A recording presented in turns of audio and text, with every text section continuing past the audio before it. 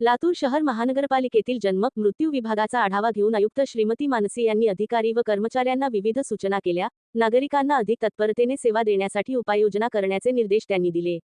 पालिकेतील जन्म मृत्यू विभागात मोठी गर्दी असते. सध्या शाळा प्रवेशाचे दिवस असल्याने अनेक नागरिक जन्म दाखले घेण्यासाठी येतात. त्यामुळे गर्दी होते. या पार्श्वभूमीवर नागरिकांची गैरसोय होऊ नये यासाठी आयुक्तांनी जन्म मृत्यू विभागात भेट देऊन पाहणी केली. यावेळी नागरिकांना चांगली सेवा देता यावी तसेच गर्दीचे नियोजन करता यावे यासाठी टोकन सेवा सुरू करावी असे त्यांनी सांगितले. दाखला मागण्यासाठी आलेल्या व्यक्तीला टोकन देऊन निश्चित वेळ ठरवून द्यावी. त्यावेळी त्याला प्रमाणपत्र दिले जावे. प्रमाणपत्राचे शुल्क भरण्यासाठी QR कोड, स्कॅनर अशा उपाययोजना राबवाव्यात, अशा सूचनाही त्यांनी दिल्या. विभागाकडे उपलब्ध असणाऱ्या मनुष्यबळासाठी अतिरिक्त संगणकांची सोय, प्रमाणपत्रांच्या दुरुस्तीसाठी स्वतंत्र काउंटर सुरू करावे, प्रमाणपत्रातील दुरुस्तीसाठी आवश्यक तेवढीच कागदपत्रे घ्यावीत, नागरिकांना विनाकारण त्रास होऊ नये याची काळजी घ्यावी, नागरिकांचे अर्ज स्वीकारण्यासाठी ऑनलाईन पद्धत सुरू करता येईल का?